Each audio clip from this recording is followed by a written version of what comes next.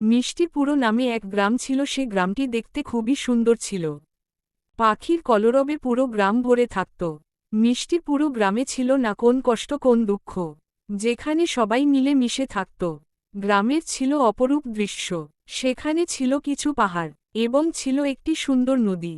নদীর পানি ছিল খুবই পরিষ্কার, সবাই সেখান থেকে পানি পান করত। সেই গ্রামেই থাকত একটা গরিব লোক।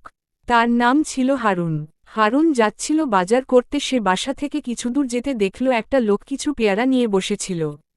সে লোকটার কাছে গেল এবং পেয়ারার দাম জিজ্ঞেস করল, কিন্তু পেয়ারার দাম অনেক ছিল।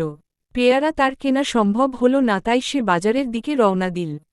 তার আজ মাছ দিয়ে ভাত খাওয়ার খুব শখ হল। সে ভেবেছে আজকে ছোট একটি মাছ দিয়ে ভাত খাবে। সে এটা ভাবতে ভাবতে বাজারে চলে এসেছে। বাজারে সবকিছুরই দাম ছিল অনেক। একটি লোক সেখানে বলছিল মাছের দাম খুব কম, তাই সে মাছের দোকানে গেল, কিন্তু তো কিনতে পারল না। মন খারাপ করে সে বাসায় চলে আসলো। আর মনে মনে ভাবল আজকে যেভাবেই হোকতে ভাত খাবে। তাদের বাসার পাশে ছিল একটি পুকুর, তাই সে তাদের বাসার পাশের একটি পুকুরে চলে গেল। সেখানে গিয়ে অনেক মাছ দেখতে পেল। সে একটি বড়শি পাতলা পুকুরে অনেকক্ষণ হয়ে গেল, কিন্তু কোন মাছ উঠছিল না।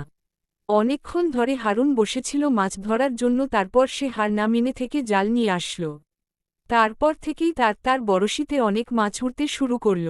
অনেকগুলো মাছ নিয়ে বাসায় গেল। তারপর সেগুলো তার বউকে দিয়ে রান্না করতে বলল।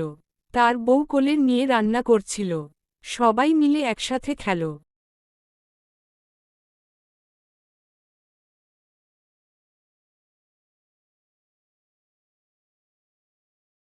পরে সে মনের আনন্দে খেতে লাগল। এ থেকে কি বুঝলে বন্ধুরা, কোনো কিছুতেই হার মানতে হয় না।